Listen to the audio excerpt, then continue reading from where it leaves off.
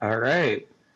Hello and welcome to Out Motorsports After Dark, a casual late night podcast for automotive enthusiasts. If you're just hearing about us for the first time, Out Motorsports is a community of LGBTQIA plus driving enthusiasts from all around the globe, where our motto is cars as you are. I'm Johnny Nordlicht, and I so desperately want to be a Winnebago on a road trip right now. I am Matthew Walker, and I am the Toyota Sienna that will not let you merge. I'm that little tink, tink, tink noise you hear as you pull out of your garage because you forgot to tighten your lug nuts, Ian Blankenship. And joining us, our special guest tonight, Moses. Would you like to introduce yourself? Hi, I'm Moses, and I'm the crazy one on two wheels. That's our kind of crazy. Speaking of crazy, on tonight's show, Matthew and Moses will spill the tea on the most recent Out Motorsports Rainbow Road Trackcross event at Summit Point in West Virginia. Speaking of events, if you're listening live or in a couple of days after we recorded this, we do have a New York International Auto Show event happening this coming weekend on Saturday, April 26th. Check outmotorsports.com for all of our upcoming and future event info. Also in tonight's episode, the rainbow is literally hitting the road as daring drivers diverge from the doldrums of conventional colors and are showing off in a selection of satisfying new shades. Yes, we're talking about paint colors. And then finally, the only surefire way to have your dream car collection without worrying about oil stains on the driveway or partners walking behind you. RC cars, diecasts, and other collectibles are one way we can all scratch our automotive itch. With that, our opening topic. Out Motorsports Rainbow Road at Summit Point. Matthew, Moses, take it away. Wow. Professional. The Trackcross is one of my favorite things that we do.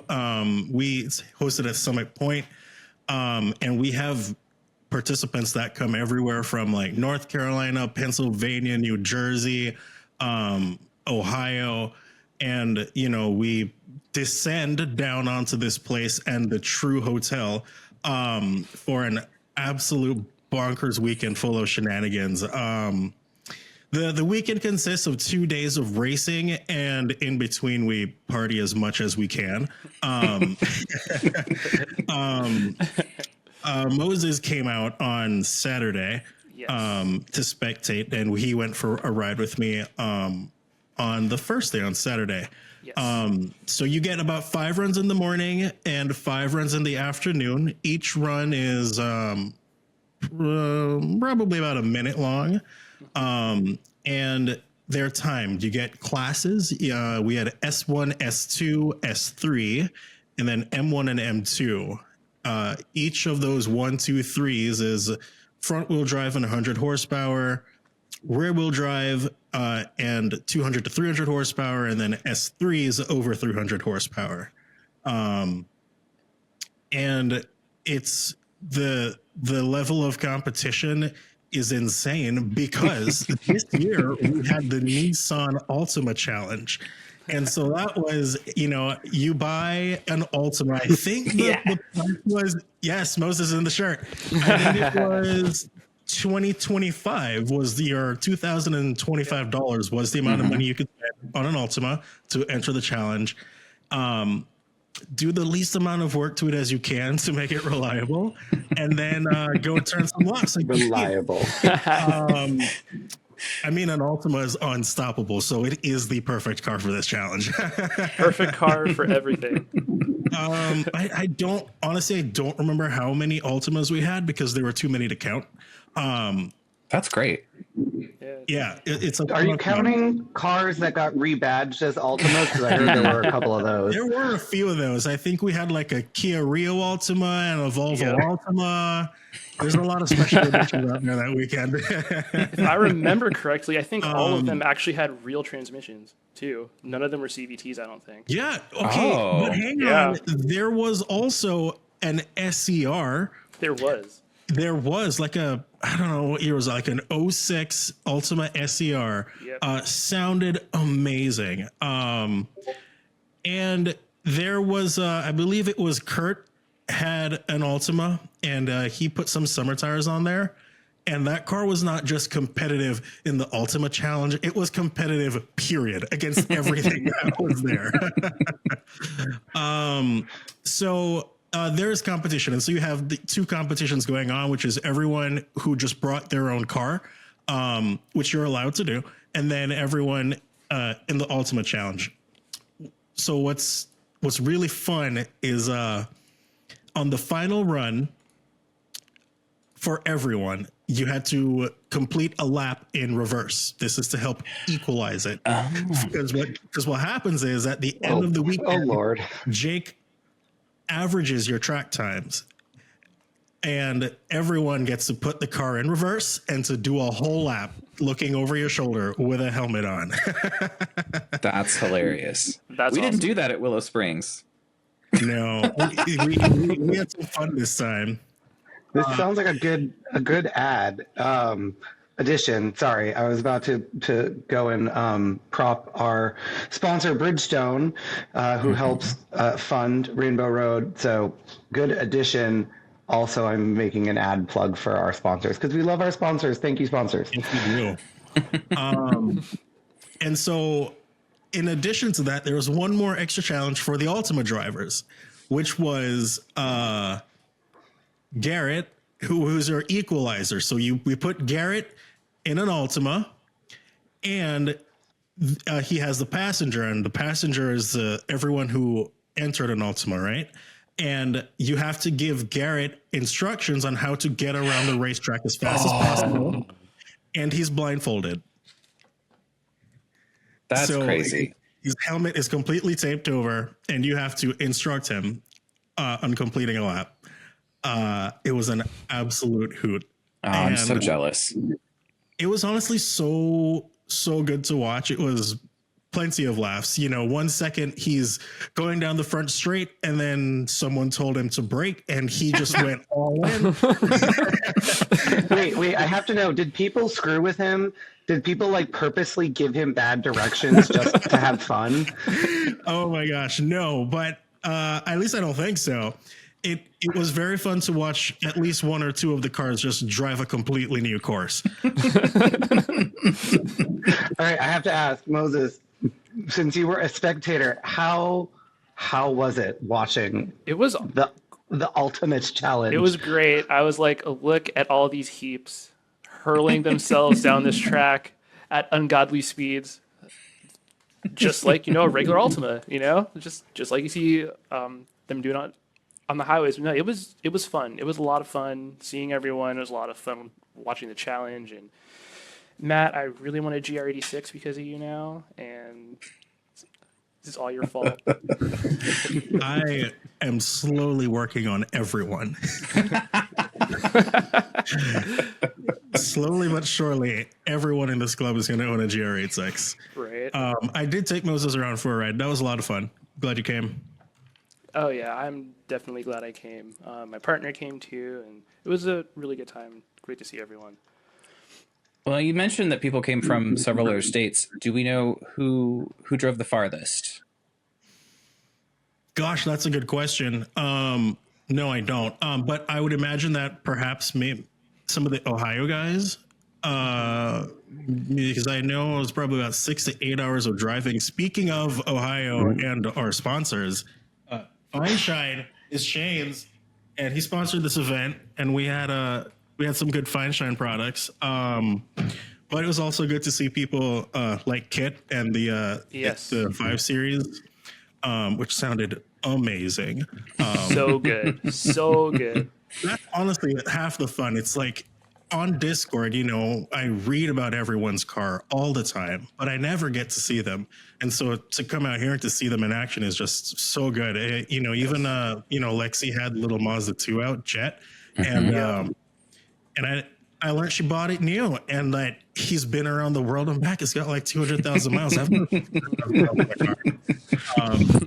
Well, I'm very envious anybody in the Out Motorsports family gets to see either of the 2 C43 AMG wagons we have, one on each coast. It's always a joy to see both those cars and their owners.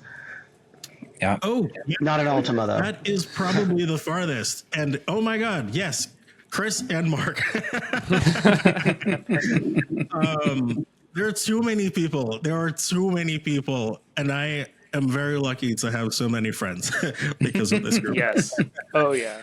Yeah, the events are really fun because like in my case, I had never been to any other event until I went to Willow Springs last year. And so you get to know everybody on Discord and through social media and whatever. And then when you meet people face to face and you see their cars and you see, kind of see them in action really on the track, it's like a really cool feeling. Even in like 110 plus degrees, it was one of my my favorite things I've ever done. And also, honestly, it's even when you get back to the hotel in the evening and then we get to chat and sort of just, Chris and Nelson, you have an experience with that. You got to come out this way because Chris and Nelson, they bring a kit. They have like a whole kit where they have car emblems and logos, and they modify them so that you could run like a chain through it. And yeah, there's a few of our members that have their jewelry. Speaking of show and tell.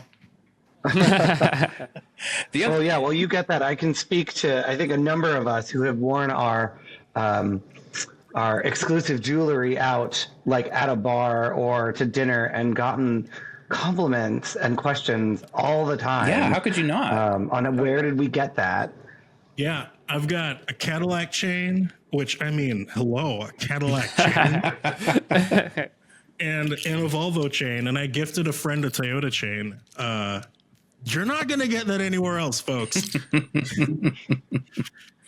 Moses, do you have any of Nelson's fine creations? I do not. I need to get one. If you We'll have to find out if he takes mail order. Which brand are you going to go with? Because you have quite a collection at home. I do have quite a collection. Makes and models. Yeah, so there's the Mazda, the Beamer, and the Polestar. I guess the Mazda would be the easiest because it's just the hoop and the M. But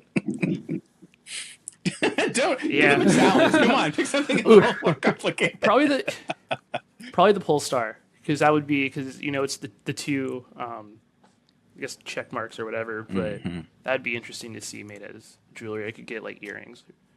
One on each side.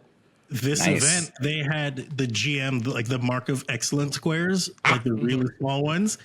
And he had them set up with like earring hooks. I did not buy them this time. However, someone did is wear them all night. Perfect. They're amazing. I need them. They're so tacky. Mark of Excellence. It is good old Mark. Perfect. With our, cars are drag analogy. At the event last weekend, what was the wig count? How many wigs were there? Oh my goodness, there were no wigs this time. I don't remember seeing it. What you should ask me is what was the heels count, the pumps and the stilettos. Right. Yeah, how many high-heeled shoes? I have a two-part question to this, which is how many pairs of heels and what was the total height in inches of said heels? the combined height of every heel. I think we're like 18 inches of heels. Chat is saying that there were wigs with an H. So we had some wigs at Summit Point. Who was in a wig? Yeah. Clay had the blonde one. I remember that because I caught a straggler out of his wig in my hair. For the rest of the night, I went to bed and I was just like, "What is this?" But I only we need to bring the wigs from the party to the track. That's the thing. Like, can we? We need to really merge the worlds. Yes. Yeah, maybe wig over the helmet. Over the helmet. Is that safe? The wig is the helmet. You can get a helmet and then one of those pop-on ponytails. You just snap it onto the back. I've got it. I'm gonna tell this to Jake. We are gonna have a competition where we have to put your helmet in drag. You have to draw a face on your helmet and put a wig on it. I think we might run into a safety issue there, but maybe on the back of the helmet. Draw a face on the back. We just had Garrett blindfolded. It's fine. Oh yeah, I guess you did do that. doesn't matter then. Oh, any other highlights from the track day? I'm really sad that I missed Rainbow Road this year. I was doing something equally as homosexual. I had tickets to the Kylie Minogue concert at Madison Square Garden, which was amazing, but I had serious FOMO, and honestly, I probably should have scrapped my tickets and gone to Summit Point. But it sounded like it was a great time. Yeah, it really Kylie sounded like a great time. A lot of people were doing that around that same weekend, and I had FOMO the other way. Actually, on a relatively, like, for just me at the Trackcross, it was a lot of fun because Sunday morning, or almost all of Sunday, it was raining. And so I took that as an opportunity to actually turn all traction and all stability off and get very used to handling the car in such slippery conditions and really, like, you know, keeping our four wheels going in the forward direction. And I learned a lot. Managing the slip and the angle and basically holding a slide but maintaining speed was definitely an interesting lesson. For the longest time, I've only ever driven with traction off but stability on. I think I got some confidence in the dry and when you're really going fast to give it a shot with everything off. That's just the other benefit with these events is you get some room to try and fuck around and maybe not find out. Well, and Summit they have the skid pad, right? They do. They did. I did not get to do the skid pad. But okay. I think other folks did. Yes. What was nice is okay, I just had a memory. It's all coming back to me. Another marquee Out Motorsports song. When we were in reverse, when we were doing the reverse lap, there was just a very general tutorial of how to pull off a J-turn. And so as we were coming across the finish line, everyone would take a stab at whipping the wheel and seeing if the car will come around. I did it and it worked. I've always wanted to try that. Yeah, it was so much easier than like you might think. And so the directions were, just as you're going, have some decent speed, clutch in, whip the wheel like really hard, just whip it really hard, let it go, and the car just rights itself. It just whips and just goes, it ends straight. And it was a blast. I loved it. Wow. Clay had an oopsie, a fun, hilarious oopsie. He just whipped it the other direction and went through the grass a little bit. It was fun. Wait, I thought our motto was asphalt good, grass bad, or pavement good, grass bad. This was after the race was over. It's fine. Okay. Well, this is one of the nice things about being at a place like Summit Point is when there are oopsies, for the most part, they are safe oopsies. I have a friend who is from New York City, never had a driver's license, still lives in the city. And I keep saying, I'm going to bring you one time to the race and you're going to come and I'm going to put a helmet on you and I'm going to put you behind the wheel. This man, I think, completed driver's ed when he was 16, not sure. And I'm like, I'm just going to let you go because I just want to see what happens because there's nothing you can hit. It's fun. Like, it is a safe space to fuck around and to learn. Yep. It's funny what you said, Matthew, about learning on like a low coefficient, slippery surface. I'm curious. I immediately thought of Moses and your two-wheel riding and like, oh my God, I can't imagine like motorcycle racing in the rain. It's not the book. It's interesting. You just got to take it really easy. Either have your rain tires on or something with tread. Don't go out there in slicks because it's can get quite interesting. But yeah, like I learned a lot riding on track in the rain. I learned a lot of trail braking, throttle. You don't just jab it, you got to roll on it easy, body position, learning how the bike reacts, oh, there's a little skid here. Okay. Maybe knock it back, slow it down a little bit. Like I have had my oopsies at Summit, but it's all right. Bike's still good. but yeah, like it's it's really a really good learning experience. Just slowing down, not catching the grass, which I've done, so that's one thing I always tell my friends, pavement good, grass bad. I'm always like, rubber side down, shiny side up, keep it off the green. Which they never listen to me ever. It's every other weekend during track season. It's, oh no, I wrecked my bike. I was like, bud. What but no, yeah. like what kind of like safety gear do you guys have for the track stuff? So for the track stuff, I have an airbag vest, full leather suit. I have a helmet specifically for the track, gloves, full gauntlet gloves, full length boots, and a lot of respect for the motorcycle. How do the airbags work? What is the trigger for the bag?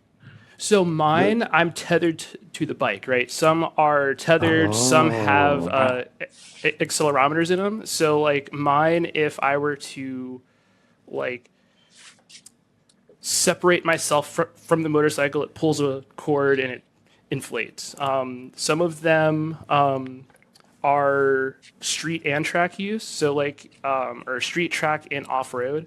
So you can set them in an app so that like, okay, so I'm on the road, so it's not going to it'll be a little bit more, or I guess a little bit less, a little bit more sensitive to like lean and certain things than it would be in track mode, because I'm all the way over off the bike, and if I'm in street mode and I go all the way over and I'm braking hard and accelerating, it'll like a piece of popcorn. I have this image of you as like turning into a Michelin Man all of a sudden. Yeah, pretty much. I saw a guy do that once. He was talking with his friend, and we were in the in pit lane because someone had an oopsie, so they brought us all in. He went to get off his bike to go say something to his friend. He was still connected, and I just heard it go, pfft, and he was just like, "Oh man." And his friend's like, ah. Are those like a one-time use thing? Like you have to. You can refill them. It's a little cartridge. Yeah.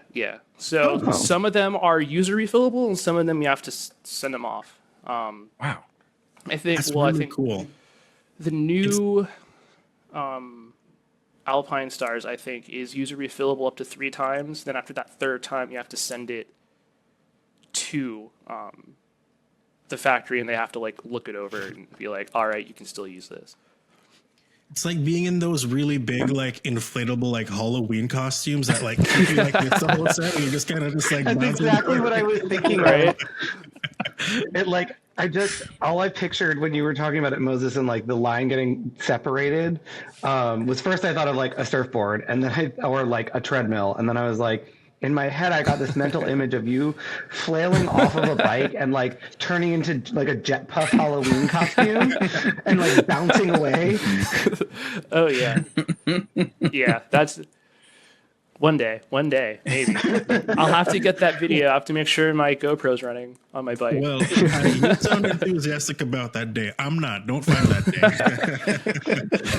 day. Well, you've ridden on Summit Point. What are some other tracks that you've been to on your bike? So, I've been to Summit Point. I've been to VIR. It's called NC Car in North Carolina and NCCAR. When we're there on the bikes, it's called NC Bike. And I've been to NJMP Thunderbolt. Wow. VIR. I mean, that's covering a pretty wide region. Yeah. How long have you been riding? Since 2020. Oh, nice. Yeah. Jesus. So, so you got on a bike and just like went to a track. Pretty much. I gathering. rode. I got my bike June of 2020. Rode that summer. A lot of our friends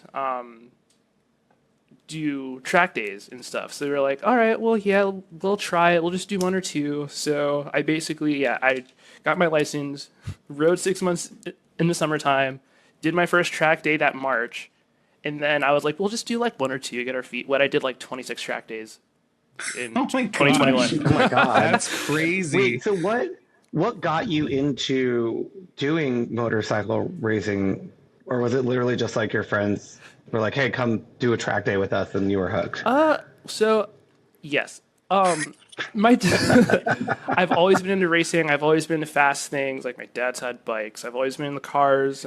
We did a track day with the E93 the year prior at Summit Point at Summit Maine, and that was great. I've always wanted a bike.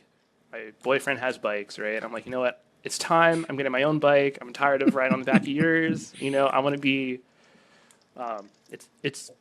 It's me. It's good. You know, it's not you. It's me. It's definitely you, but it's me. So, but yeah, like it was our friends like, yeah, come to the track.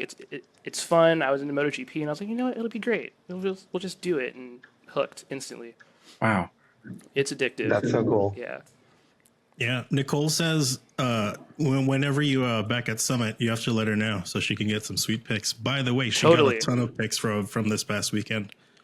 Awesome. And I am loving her connecting that car enthusiasts and horse enthusiasts are one and the same, because apparently pedestrians also have airbag vests that they ride when they're riding horses.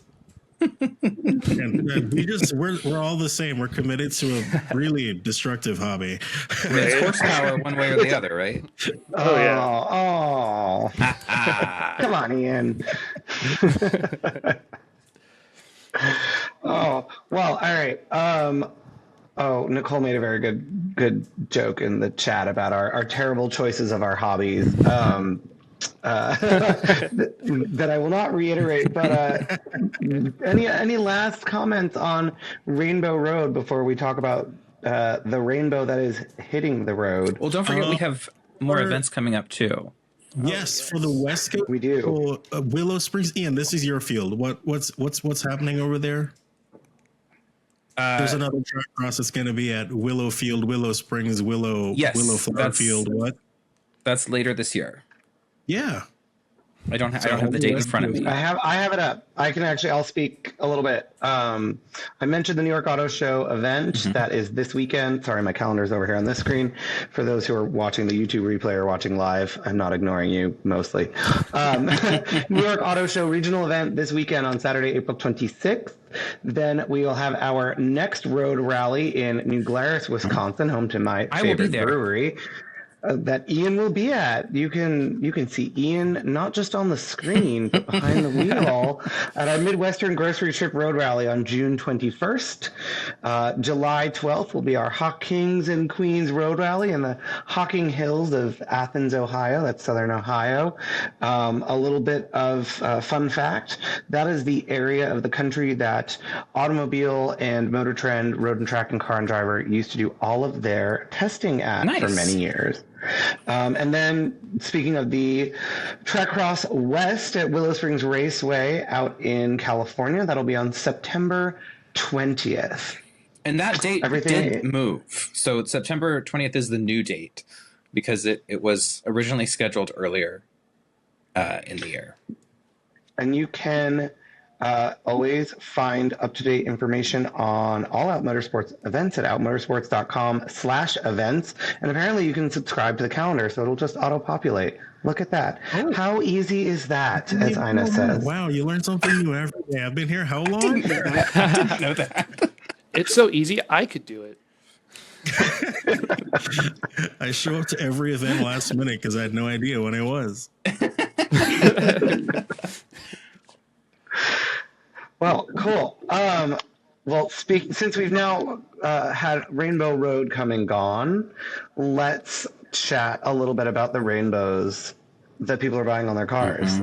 Which, given the fact that I worked at Polestar at one point and had a journalist ask me not about our colors, he said, "Well, tell me about your range of hues that you offer from gray to black." I love talking about car colors. You know, car color is back, baby. Statistics have shown that consumers are trending away from white, black, and gray, and the OEMs have noticed. So I want to hear from our four hosts what our favorite top car colors are, and open the floor to a little chit chat on the color wheel. I just want to say that I think having fewer white cars in the world is something to celebrate. Sorry, Why Matthew, it's are not a you personal coming for me? attack. It's not a Why? personal attack. I'm just, as a person in the world who is also a car enthusiast, I'm so tired of these white refrigerators that are just populating every parking lot you go to. The Polestar's I- not white; it's magnesium. I am tired of the gray. It is gray and silver and black. That sliding scale is just like over here in Virginia, like every other car. Yes. Yeah. I can agree with that. And I have a great car, but I bought it 15 years ago. So, it's out of trend. It's fallen away. It's just gray. That's what it is. Yeah. My first car was white. Now my Mazda is black. The Sequoia we had was green, which I love green. I was like, I don't want any more black vehicles. Guess what color my bike is? It's black. Oh, I was going to say blue. I wish. Well, it's got What shade blue of on green it, was the but it's Sequoia? mostly black. Was it It like was a that, forest like, green it was kinda Sequoia like a- or like a medium green? Yeah, it was like I would say like a medium green. Like it was a nice green. It wasn't like, it was like medium. It wasn't too dark. It wasn't too bright. Nice. Matthew, I didn't warn you when you picked this topic for us to chat about. One of my like nerdery things when I was a kid was I loved colors and like the little nuance in colors of like, oh, well, there's a very big difference between Kelly green and Shamrock green. I don't know. I'm making this up now, but like, so I was like very excited to dig in, and I always pay attention to the Pantone color of the year, which is I was just about to Mocha say Mousse. it's his cerulean moment. But they're so different.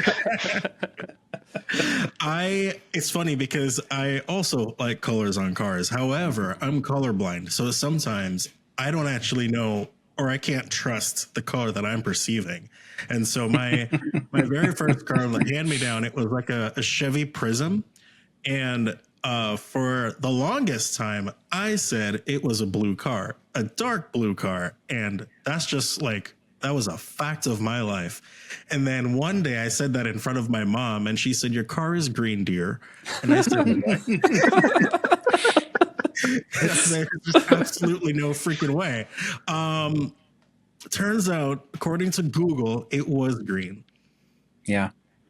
That's tough when something you think you've perceived one way your entire life turns out to be a totally different thing. I have trouble with like certain greens and grays get a little mixed together. Yeah. And we're only celebrating the newness and wonderfulness addition of colors. However, Volvo, in addition to Polestar, needs to get it together with They do. just using some real colors, because its ambiguous color palette is driving me nuts. They're all gray with like how a drink is made at a gay club. It's like 90% alcohol and like 1%. 99% 1% drink. Okay, if you put 99% gray in the mix and 1% blue, like Yes, I should Listen, be they're coming able. around. I'm sorry. Play, just go ahead. I should be able to get that red on that S60 on my Polestar. That would have been chef's kiss. I would have paid Chris the extra money for that color. Red. I'm gonna fact check myself right now.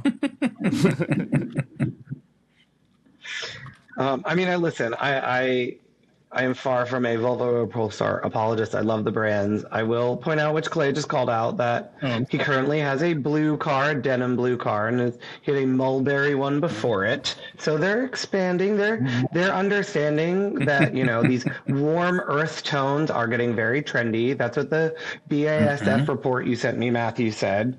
We're looking at warm earth tones: brown, gray silver. Really, like It's the browns 70s are again. coming through, because even that new MX-5 has like this objectively not great for the car, but it's a pretty color. It's like that Yes, agreed. sandy kind of desert color, which I think is a gorgeous paint, but maybe not for the Miata. I would love for light metallic blues to make a bigger comeback. They're on their way. Mm-hmm. Porsche's, I don't know how it's pronounced, so I'm going to say it the way I think it's pronounced. I think it's Ipanema blue. Ipanema blue. Ipanema It's named blue. for the beach in Rio. Oh, I see. Great. That color. That on everything. Actually, really, Oh, that is a good color. Porsche got a lot of shout outs in all the color articles that I was looking at, because they do have a lot of colors available for their cars. Yeah, you just, you know, it just, you sacrifice a finger and you can have any color you want. Sure. But I mean, if you're already shopping on their website, maybe you have a few extra fingers to throw around. God, don't even. I played my favorite game the other night of how many options can I put on a Porsche, and I love to always start with whatever the cheapest car is, which was a 4-cylinder Macan that started around, I think it was like $62,000 or so. It was in the low mid 60s, and I added $78,000 worth of options, and like a huge amount of that, easily I'd say almost 20 grand, was just like paint options. But it's true. I mean, look at I think all the German automakers have done that really well. I'll lump Aston in there as well with Q, and Bentley with Mulliner. Rolls-Royce is its own thing, but having the like individual programs is so cool. And I don't know, the technology it takes to do that is really impressive. And I don't know, I think that's really cool. And I love that you can walk in and be like, you know, I love the color of this toy hamburger and I want my car to be this color. Oh, yeah. And they'll do it. I mean, the technology alone is cool, but then also when you're looking at like mass market cars that are in these interesting colors, there are like literal teams of people who their job is to develop the colors, which I think is really cool. That's something that I think I would enjoy. I might not be good at it, but I would certainly enjoy it. And Those are some of the most interesting people I worked with when I worked at automakers, were the color and trim designers, because it's not even just like, hey, this looks cool or looks good on the car or whatever, and then think of all the engineering aspects. Fine, whatever. We're going to put that aside, which is a whole huge thing unto itself. The trend forecasting, because the product timelines for automotive are so long, you're trying to think what's going to be a popular or trendy color 3, 5, 7 years out, and also a color that's not going to look dated 15, 20 years out, or at least try not to. You know, Pantone color of the year, they look at macro trends, but like, it's a color every year for 1 year for that year. Right. And I'm sure they're looking at trend forecasting, but like the designers, I remember working with designers who were like, yeah, I'm trying to figure out what it was 2019. And they're like, what are the colors going to be in 2025? We have to decide them now. I have a question. Did you encounter that at Genesis? I didn't really work a ton with the design team when I did work with Hyundai and Genesis, so I cannot speak to that, but they are pulling out some bangers lately. Yeah. So I was, shopping G90s that I'm not buying and looking through the catalogs. And so it was just interesting that you would talk about that, because if you go back and you look at 2020, 21, 22, 23, every single year they had colors that were not offered the next. Like if you wanted the blue or the green interior, I think the blue was 21 or 22, and then the green was either 22 or 23. It was only 1 year that they offered it, which, on the one hand seems really strange. But then when you explain that, I'm like, okay, maybe they had Yeah, if you think about it now, everything coming out now was designed during COVID, for better or for worse. And it's interesting too, because we sort of started this conversation. I totally took it to left field, and sorry for that, about people picking colors. Like all the reports that we were looking at was about, shoppers are buying cars that are less black, less white, less gray. And then I was just talking about how like the colors they even have to pick from are being decided so far in advance. It's this like weird interplay. It's that Miranda Priestley speech where that sweater was chosen for you. But I would almost 100%. Yeah, that part I was gonna say, is it chicken or the egg? Did they get it right, or are people just buying what they decided to put out? But at a consumer level, though, right now I think it's great, because sure, you can, if you throw hundreds of thousands of dollars around on a new car with whatever color you want, but the accessibility of fun colors in cheaper cars is something that we're seeing right now. So like you can go to a Chevy dealer and get a Trax in like a really awesome like yellow. You used to be able to get one in cactus green, which was also available on the Corvette. Like these are colors that you can just go out and buy for not a whole lot of money. And then, you know, resale be damned. you're gonna have the fun, cheerful car every time you go out to drive it. And I think is something that I want to see more of in the world. I'm definitely glad to see more color and less gray. Yes, definitely. And then I think this is something that kind of goes in waves over time, because in the 90s, I feel like cars were really colorful. And one in particular that always stood out to me was I think I've mentioned it before, the Honda Del Sol in Samba green. I think it's just like, it's so good. It's such a good color. Don't we have an Out Motorsports member with Del Sol? Is it Samba green or is it dark blue or is it black? It is. I thought it was green. It was a different shade of green. I thought it was Samba green. I think it's Jack's Del Sol. Yeah. But it's not Samba green. The Samba green is like almost a gold green metallic. And I'm gonna have to look it up. I do love. I think Ian, you mentioned it in our chat that just Toyota is now rocking Mazda's Soul Red. I would love for them to put that on something like a Supra. They're going to keep making the Supra first. I know, but even Mazda's crystal blue mica, that blue is probably one of the best blues on the market, unlike an affordable car. Yeah, that copper, what is it, molten copper? I love that. That's a good... Whoever is doing the paint design at Mazda needs a raise. I'm just going to throw that out there. Tiger Eye Pro. And this goes to Ian's point, too. Like, these are not super expensive cars. They're not hypercars. They're not paint to matte, paint to sample. Like, it's a car that, like, you could go out and buy a Soul Red CX-5 and that's your car, and that's great. That's awesome. Yeah, like you can get a nice dark green on a minivan from Toyota too. It's like, soccer moms. Yeah, I love that nori green that they're putting on everything. I think Toyota calls it something different and Lexus calls it nori green, but it's such a fabulous color. It is. Well, I mean, you get it on a minivan. That's a lot of real estate for the paint. Right. Really get your money's worth.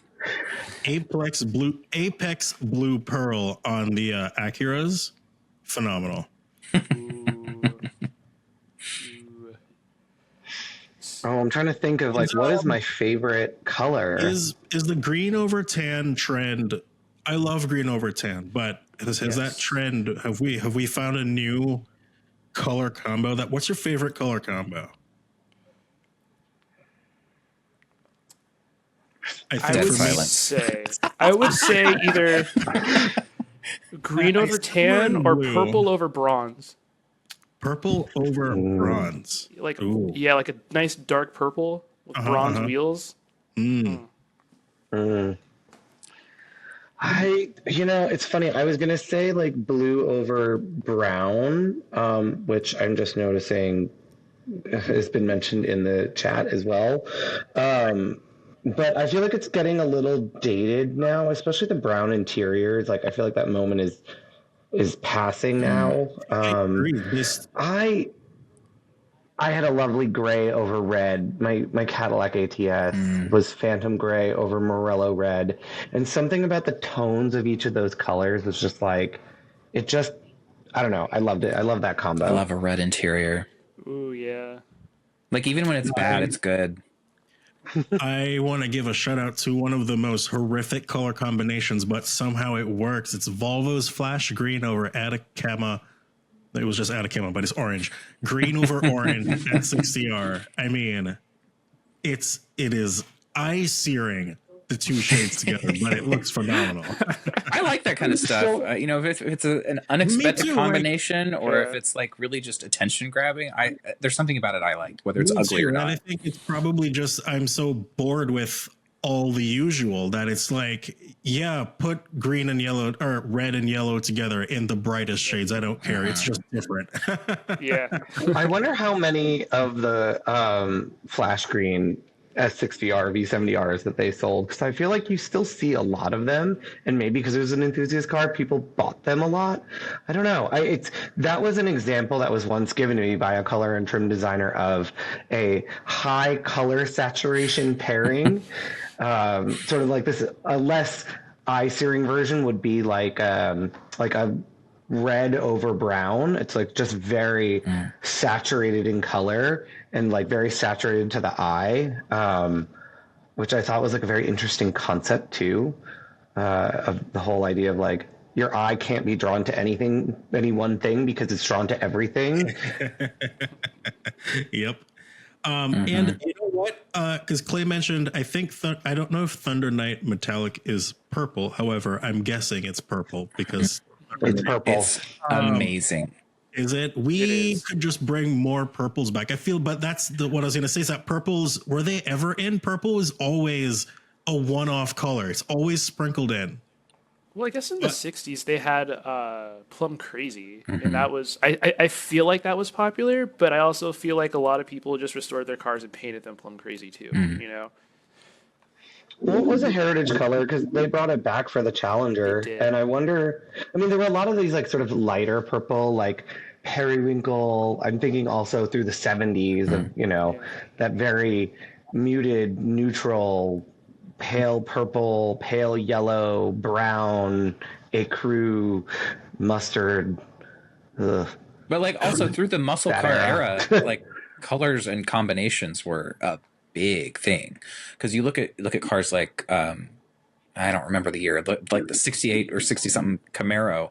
It was available in almost more than a dozen different color combinations, because it had all these different colors, and your stripes could be different colors to contrast, and that's something we don't really see now, which is disappointing. But Production. yeah, More colors is more complicated. That's why, more cost. we see that kind of customization through individual programs where you're just paying for it. That said, when XT5 launched, we did launch with a purple interior. It was a plum. It was like a sort of an ashen plum color. I don't remember the exact. I think it was smoky. Was smoky plum the name? Something like that. It was a really lovely interior, and it was subtle. I want to know who smoked the plums to figure out what that color looks like. Right? I actually know exactly who it was who designed that color. She is a wonderful woman and one of the smartest people I have worked with in my career. They name colors like how they name fragrances. Have you ever listened to like a skit about that? They're like, no one cares what it actually smells like. What do you want it to smell like? So wait, hold on. I actually have insight into this. One of my best friends has spent most of his career in fragrance marketing specifically. So I mean, I stink too, but I'm not getting paid for it. He's like he's talked about like how they like come up with names and how they describe scents, and I've like learned a lot about it, and it is not dissimilar from how cars are, like car colors get named. There's a blend of like, okay, the designers, the engineers come up with their like, this is what we envision, crazy name, and then the marketers and the salespeople and the executive people are like, okay, here's what we want to call it, and you kind of meet in the middle. The industry that I have always wanted to know about and work in naming colors, though, nail polish, because they just have like that shit crazy names. Like my favorite nail polish I saw once was red, like the Ultima shirt that Moses is wearing, for those who are watching. It's just like a fire engine red, and it was called Nightwalker or Streetwalker, and like that was just the name. Yeah, I have a nail polish that is called I think it's British Racing Green is what they call it. And it is literally highlighter green. And I'm just like, that's not the same. I mean, That Charlie doesn't mean XCX quite is what you British, think. so you can call it Brat Racing Green. Oh my God, I'm selling a new nail polish line. It's only gonna have one color. I Googled Thunder Knight Metallic on the M240i. It's perfect. I've seen it. It's amazing. And I only just learned last week, I went to go help a friend buy a WRX, and on the dealer lot, they had a series purple BRZ, and I had no idea they made a purple BRZ with like it wasn't white, it wasn't cream, it was like a soft beige two-tone interior. And everyone should go Google series purple BRZ. It was pretty cool. Oh, this is cool. I'm looking it up right now. Yeah. This is like, I didn't know, and I kind of want one. Did you see the interior? It's so good. It's so good. Is it just like a color package, or is there like any appearance or anything else like that? I guess they threw on some like it's probably got some dampers or whatever. Like listen, if you're buying that car, just get the base or the premium. Everything else is like mumbo jumbo.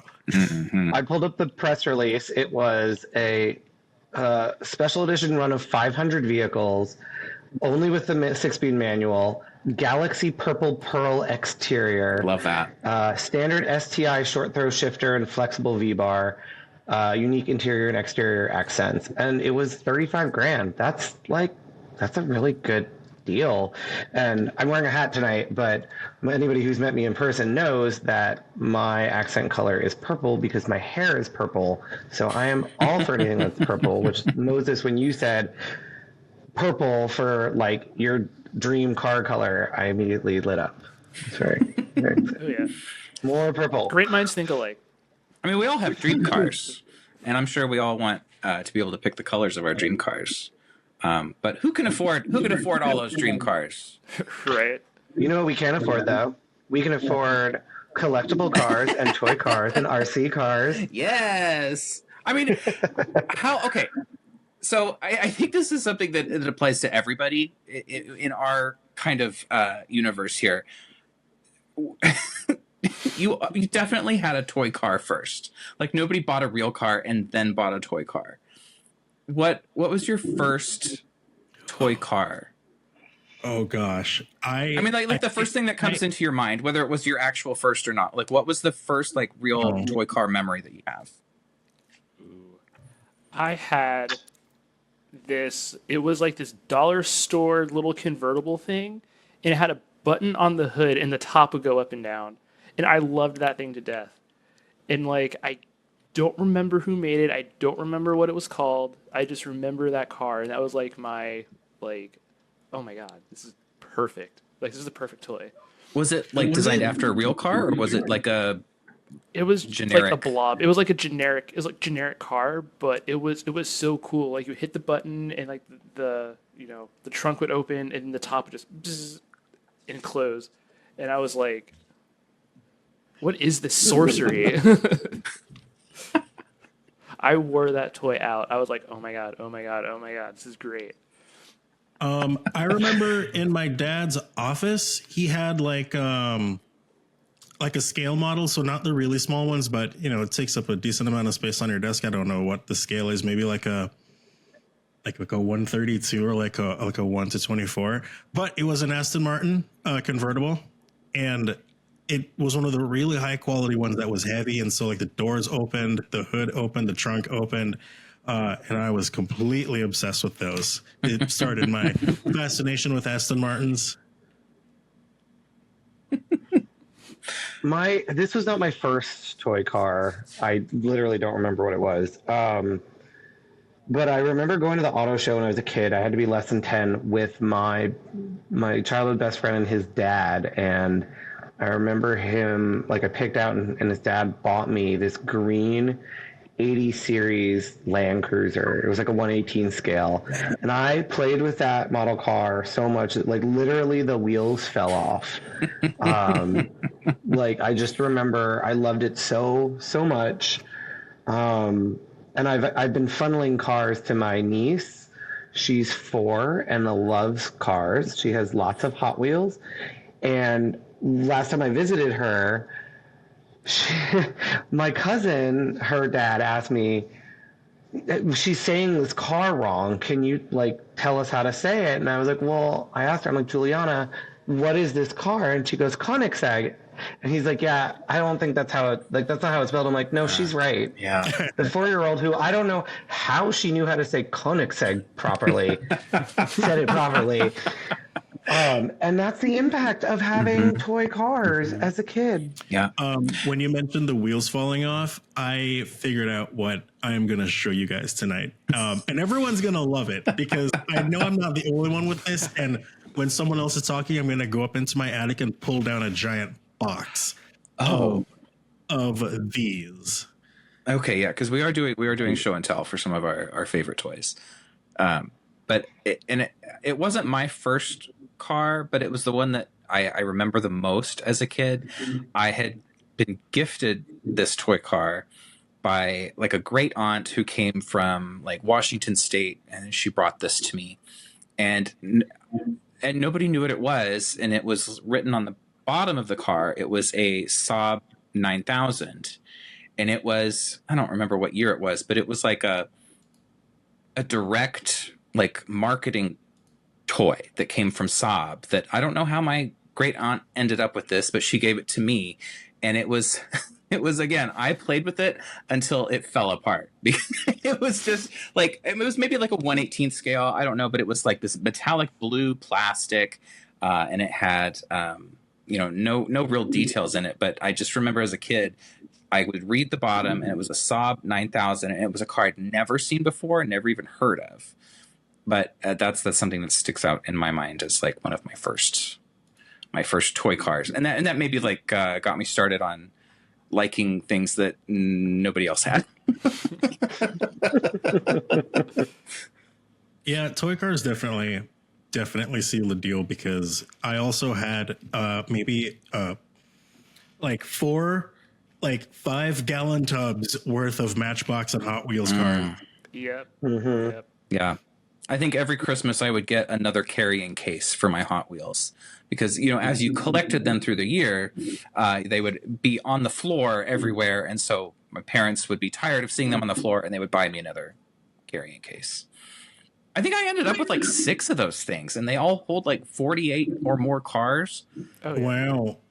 I moved at some point, I think when I was around 15, and my parents decided that we can't keep them anymore. So I lost them all.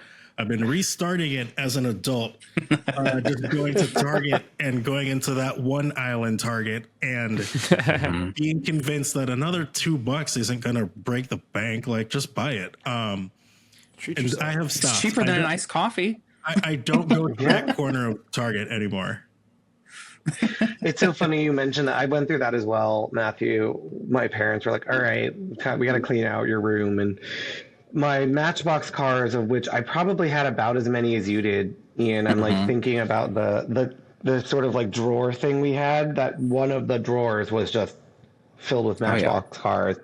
And they got donated to, so it was like somebody's kid loved cars and Matchbox cars. And then I somewhat more recently had to clean out most of my 1/18 scale cars. I'll explain the most in a second. And that was really painful because my parents are like, you can keep one box worth in the attic and that's it. So I had to like pick and choose and part, and it was like really gut-wrenching to like get rid of, it was like the A-Class, the red A-Class that like the door was no longer attached and the wheel fell off. And like, I say mostly because I forgot. I guess I forgot. Maybe I consciously chose to forget.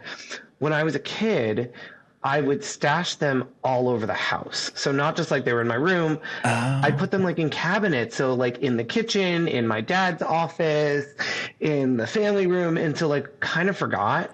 And even to this day, you'll like open a cabinet in the kitchen and it's like, well, there's a DeVille DTS and a Freelander, and just like close it. And my mom is like, this is ridiculous. Can you get rid of these? And my dad now is the one who's like, no, I love it when I open the cabinet and I see the car and it reminds me when the kids were young. And I'm like, all right. That's funny. That's really funny. I think I'm going to like, I literally opened a cabinet trying to find something when I was at my parents' house for Passover last weekend. Like, I don't know, napkins, placemats, something of that sort. And I'm like, oh, here's a W220S class. Okay. What possessed you to do that? It's genius. I mean, Genius. Yeah, clearly I was a child prodigy. It's great. That's It was so great. I think it was because I like the way I played with them with the cars as a kid was I would like drive them around and like the patterns on the rug or the the way the floor wrapped around the island in our kitchen, like those are the roads and the towns. And so like I put the cars away in spots I found near like the towns they were living in, quote It was unquote. their parking spot. You parked them Yeah. at home. That's what you did. Yeah. Oh, that's great. I was the same way. Like, the grooves in the piano, that's, that was a ramp for the car. And I had Hot Wheels tracks and I had all this kind of stuff.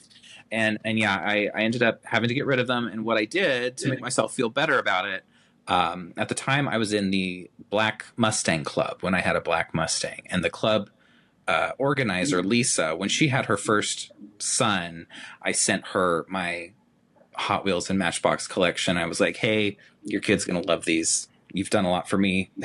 Here you go. So I'm sure that that noisy box of loose Hot Wheels was somebody's curse to carry around for a while. But again, just like you, Johnny, or Matthew, I've started started up my collection again as an adult. I've even gone to antique stores where they have old Hot Wheels, and I'd be like, oh, I had this one. I'm just gonna buy it again, and it's like I never lost it. Yeah, you know what I miss though? It's Hot Wheels had like the fantasy cars. Yes. And I had a bunch of those. I don't remember what they are, but every now and then I see one and I'm like, wait, I had that one. Yeah, I would love all of the fantasy cars back. Oh, yeah, Did you guys see, speaking of Hot Wheels and fantasies, they just did a launch of their new line, I think it's a limited line of Ferrari Hot Wheels that uses like real Ferrari paint. It's the coolest. I will dig up Kristen Lee's article on Motor Trend. She went on the press trip to Maranello for the launch of the Hot Wheels, which looked too cool. But I was like, wow, this is so cool. Moving on up. Yeah. Yeah, right. It's funny. I've always had cars sort of around the house, obviously mentioning my upbringing, but even my own house here, there's just like cars here, little cars there. And since Clay moved in, who's also a car person, we now have even more cars everywhere, like car paraphernalia, and it's great. But it's also like, oh my God, we have to stop buying Hot Wheels. No. Do you? It's like having a little dealership at home. Right. Yeah. Yeah. Oh, too many cars around. And mentioning just my niece again, like it's so cool seeing like a little kid playing with model cars and Matchbox and Hot Wheels and like knowing what they are and being really excited. And like it doesn't really matter to me. It doesn't matter what car enthusiasm looks like, just that it exists. And like whatever form that may take, maybe it's cars, maybe it's bikes, maybe it's ATVs. Nicole, I'm sorry, I'm not going to lump horses in with cars, but they are a form of mobility and there is horsepower, as Ian reminded us, so maybe it should count. But just the idea of like car enthusiasm just makes me so happy and excited. And like my cousin is constantly sending me pictures of Juliana, like she with her new car, or it was like show and tell at school, and she brought a bunch of her favorite cars. And my favorite one of her favorites is a Porsche Speedster. And she's like, it's a Volkswagen. I can't correct her because she's not technically wrong. Well, speaking of show and tell, Moses, what have you brought to share with the class? Okay, so one of the things I brought is my unfinished Lego Peugeot that I'm building. Yes, and I love it. That is crazy. Like the suspension works. Like I guess the suspension works. The diff. I don't know if you see it, but the diff works. That's and so stuff. cool. Yeah, like I see that those comes off all the time. Those giant Lego kits, and they look so cool. And I know for certain that I don't have the patience to build one. Oh, it's a lot. It's a lot. That's why it's unfinished. How long has it taken you so far to get to that point? I'd call that what, like 2/3 done? Yeah, it's about 2/3 done. It took me many weekends.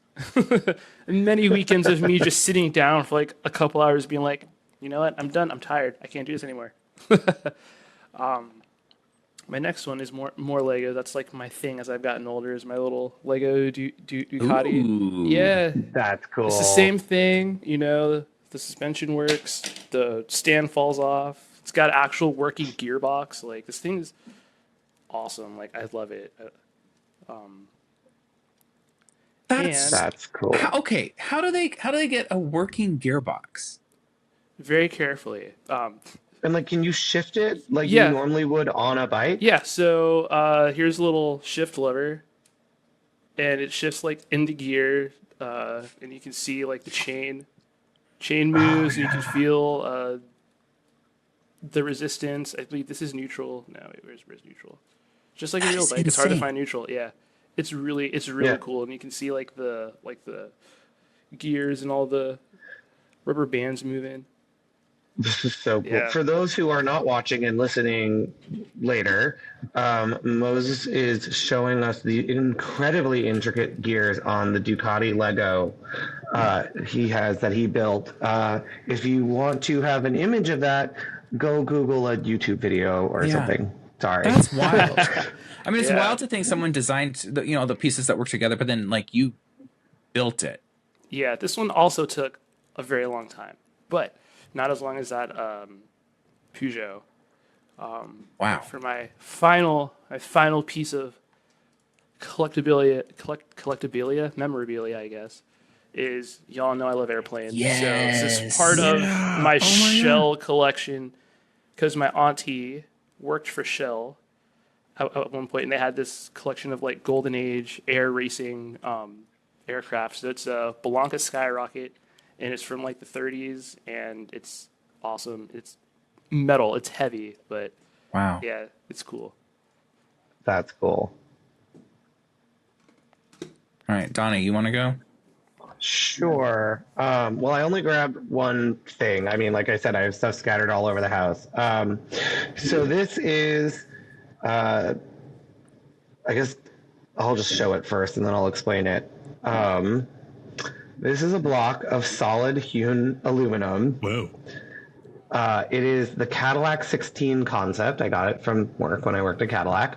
It's like it's heavy. It's a block of aluminum, and it's just really cool. It was provided. I don't even know. I found it in the office. Apparently, it was provided by Alcoa, who made the aluminum chassis and body of the 16. And so it's just like it's so cool, and it just like looks. I mean, it looks like the 16. It's great. It's like, I don't know. This is just, it's such a neat, random thing that I own that it was sitting on the coffee table. Now it's been sitting in front of our TV. I don't know. It'll probably move again. I'll keep my show and tell very limited to that. The only other car paraphernalia in front of me at my desk is I have a sticker of the one and only Ms. Jaggy Kennedy. Oh, yes. Out Motorsports Racing Jaguar, owned by Jake Huffner. That's awesome. I love that. And there is one of these stickers is now with the brand director for Jaguar UK. He was thrilled to receive it. I'm not being facetious. He was very excited. Well, I want to go back to the Cadillac. Jackie Kennedy's famous. Does it have like detail in it? I'm just looking at it through a webcam. It's not. It's like a shaped piece of aluminum, like a single block of aluminum. There's a little bit of detailing just sort of in the body line. So I mean, it's just like it's really stylized as it is. Yeah, I love that. It's so cool. It's really cool. And if I ever have an intruder, it could be a weapon. Oh, well, you wouldn't want to waste that. How many of those are there? No idea. Like, I think it was from, I assume from when the 16 debuted. I don't know, I'm looking because on the bottom it says 16. Oh my gosh. It's not like etching. Literally, no, it's just paint. It's just painted on. It's not etched. I don't know. I found it cleaning out the Cadillac office at some point. Maybe it was when we were moving to New York. I'm trying to remember. Maybe it might have been in that same filing cabinet that I found a lot of Hummer cologne, which smells exactly like you think it would smell. And I kind of regret not taking a bottle, but I I'm was just so glad I did not take a bottle. Well, you had told me that you had that aluminum model, and I didn't really even know what you meant by that. That is so cool. Yeah, that's pretty. That's like something I would envision, like, if you're like in a movie with some sort of high-powered executive, and that would just be like sitting on their desk and like. For all I know, is that's where this came from. I don't know. That is awesome. I should find out. I will take this as an action item for our next podcast to report back on. Well, don't do too much research. You might find out that maybe you're not supposed to have it. Well, if I'm not supposed to have it and I've had it for this long, then oh well. If they want it back, tell them you need a case of the Hummer cologne. Well, I will tell one other Cadillac sort of show and tell story. And I don't have this to show and tell anymore. When I got the job at Cadillac, a friend of mine gifted me a little plush Ziggy duck. You know, Ziggy from the Katera campaign of the caddy that zigs. The little red, the Merlette. And the CMO, when we moved to New York, at the CMO at the time, who I hugely respect, saw it on my desk and I was already upset about like branding and stuff, and took it off my desk and went, this is the problem, and stormed away, and I never saw my Ziggy again. Oh no. Oh my God. The friend who got me that Ziggy found me like a little metal pendant, which is somewhere, I think, on my bookshelf, but it's not the same as my little plush Ziggy. Which it's okay. I allow, like, it. I'm sad, but it's okay. He was able to make a very salient point. Well, my show and tell feels very, very wimpy compared to both of yours, because I didn't build any of these and I wasn't given any of them. I just went to Costco and bought them. My weakness is going to Costco and finding the model car display, because these are only $17. Did you know these are only $17 at Costco? What size scale are those? These are 118. And they have working suspension. Cheap. They have working doors, trunks, hoods, all of that. Well, you didn't need to tell me that. This is my 911 GT3 RS. I'm canceling my Costco membership. Oh, Ian, is that 911 in Ipanema blue? It might be. No, that's Miami blue. Well, I don't think they use any official colors. It's just like whatever they've got. I wish I still had those. This is my most recent purchase that I found at Sam's. It is a actually really accurate Mach 1. Love that. And I had I'm the guy in the aisle that I stand there and I look at all of the cars because I know I can only get one. And I have to like fight with myself to decide which one I'm going to buy. So this one was after like 10 or 15 minutes of deliberation with myself. I bought that one. And then after I got my Z4 in 2022, I set up an eBay alert for nice for a red Z4 model, and this is my third one that I've purchased. Wait, why do you have three? Like, do you use them differently? Like, are they different sizes? Yes. So this is my new inbox one. This one has not been opened. It's still got the plastic and everything on it. I have one that's open. It's on my desk at work. And then my partner, Rob, I gave him a 1/24th scale. But I still have the eBay alert, and I'm still looking at the ones that come through. I don't want the ones that have scratches or are not in the boxes. Just FYI. Let me know when we need to call TLC for an intervention. Hey, no, these are all stored very far out of the way behind me in that big pile that is always covered by a blanket. And this is my 350Z drift car that I bought. It's not quite the same color as Blooper, which is OMS member Marissa's car. But I love having this one around because to me, this kind of is not what I expect when I see a model car. it's like a custom satin paint job with like white lettering on the wheels, and like it's like a custom car. It's not like they picked something from a manufacturer and they built it. Like they picked this car, they picked a different color, they picked how to customize it. So to me, that's why I picked this one. And then of course I have all my Hot Wheels and stuff that are around. I've got them loose in a box here from when I worked in a cubicle. People would give me Hot Wheels and I would buy more. So yeah, I'm not building anything. I'm not being gifted anything special. I like those 118s though. That's a good call. That's a good collect. Even like a little sampling of the collection. Yeah. Oh, yeah. I need to. I'm jelly. I kind of want, when I have space, I would love to have a wall of like 118s of just like all my favorites. Like a built-in would be so amazing. Yeah. So funny you mentioned that, Matthew. I was just at a friend's apartment, Out Motorsports member Ted Kirby, who in his entryway has four Lucite boxes. No, 8 Lucite boxes that have Matchbox cars mounted on the wall. So when you walk in, you're greeted by, and he has it sorted by color of the Matchbox cars. Oh, that's awesome. That's great. So cool. That is absolutely awesome. I love that. The closest thing I have to that, can I go grab it? Let me see if I can grab it because it's plugged in. Someone say something. Well, now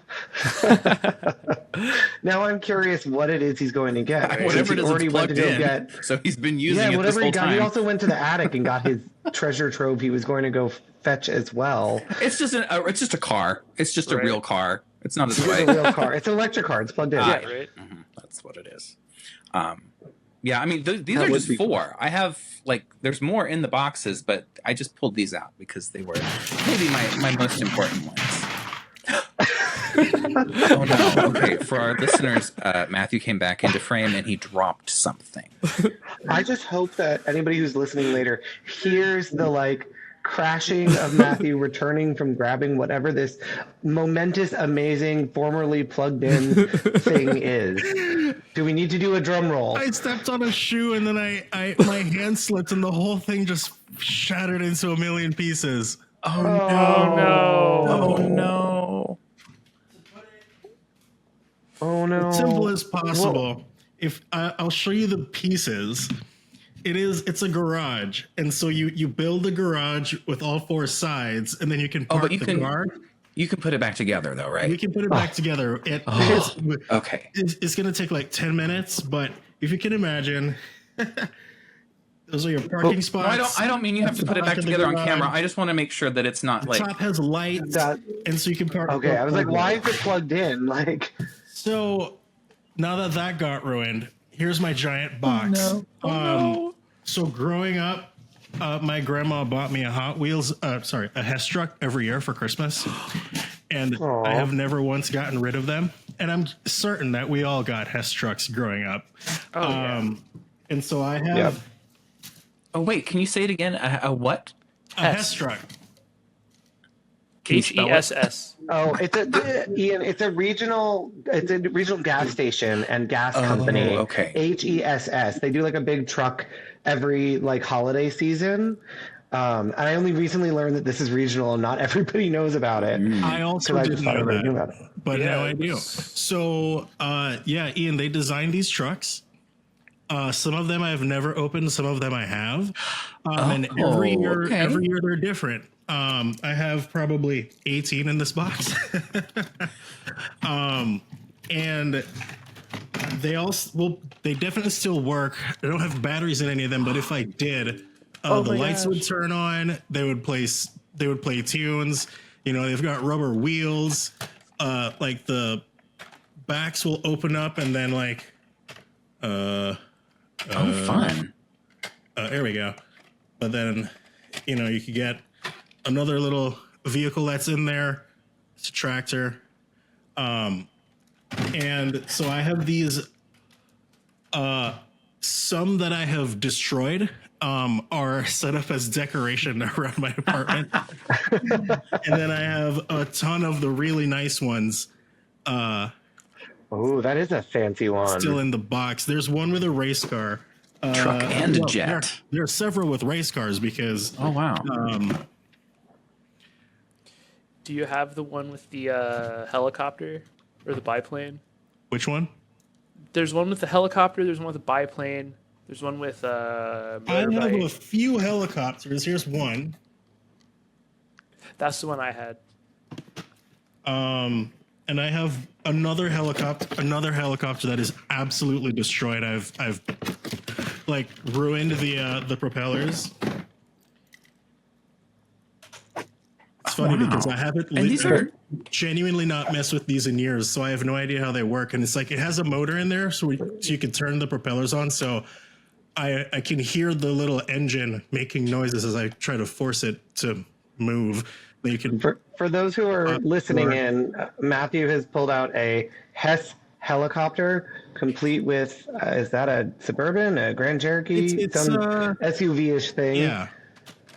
It looks like Explorer size. It's got oh. Okay. The toy has been activated.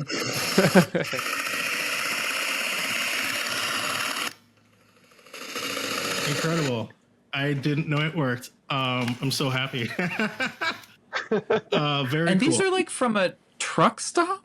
It's a gas station, and it's Gas like I guess stations, it's yeah. northeast, primarily like Pennsylvania, like New York and stuff, right? And yeah, like every year they come out with these little collectible trucks, and they're super awesome.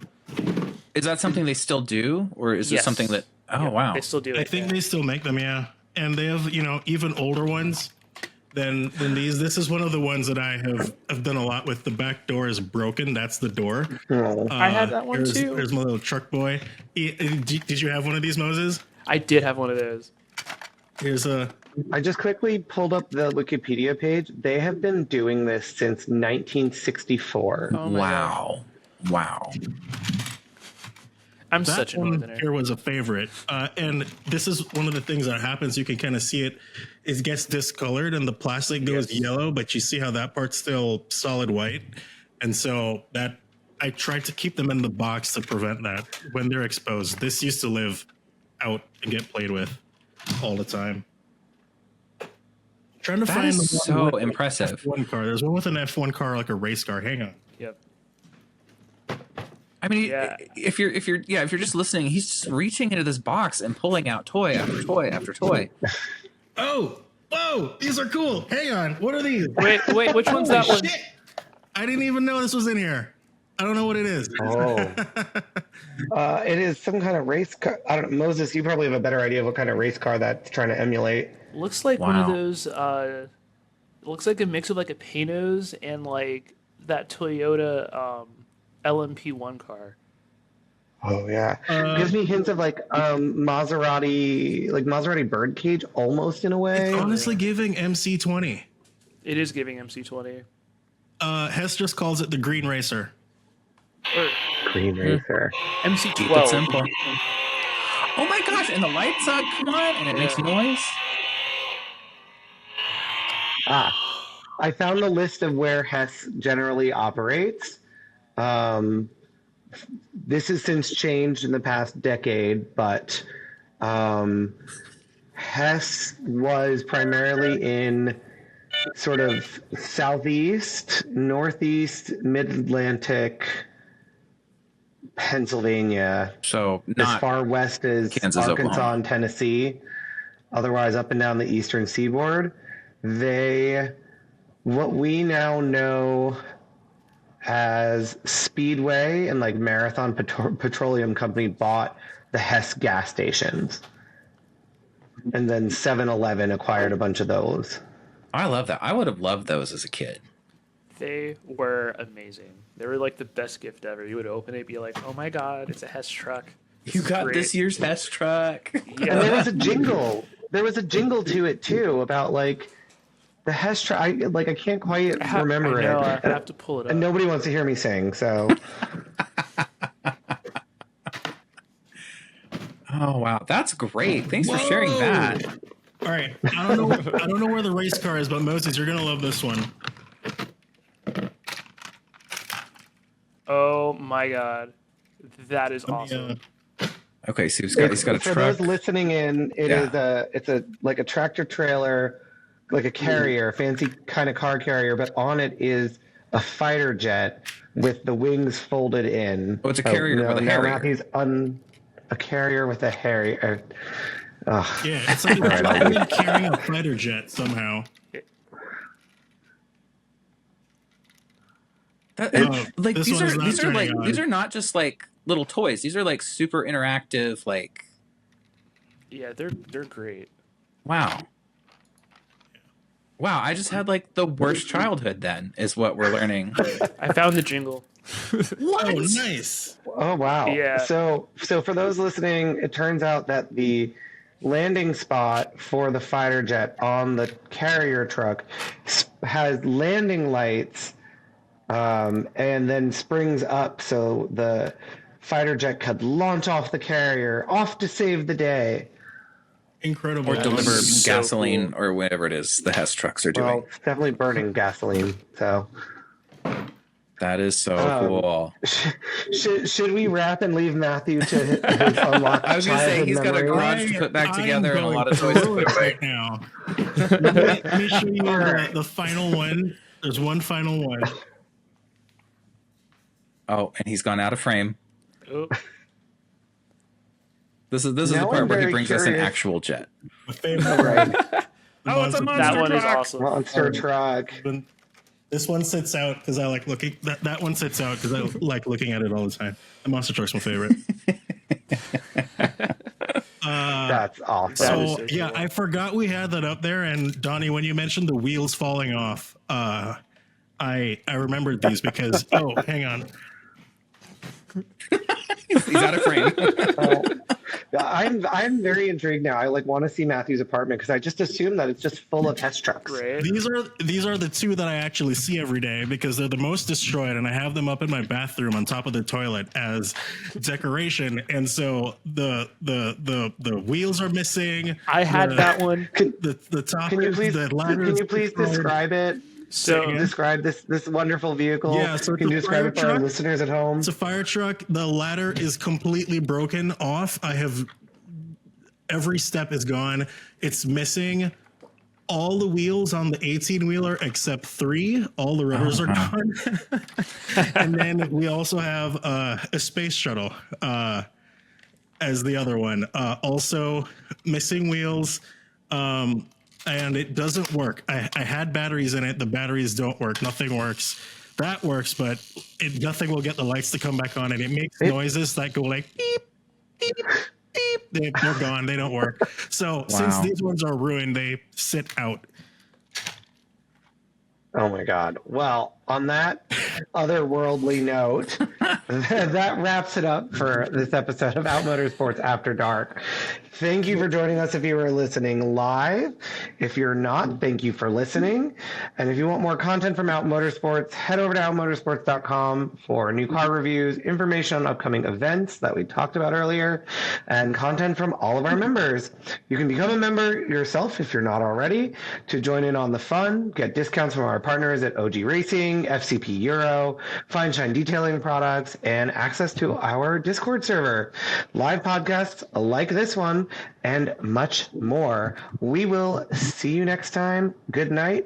And somebody please check on Matthew tomorrow morning and make sure that he didn't stay up all night playing with his Hess trucks. I am going to be late to work. Good night. Bye. Bye.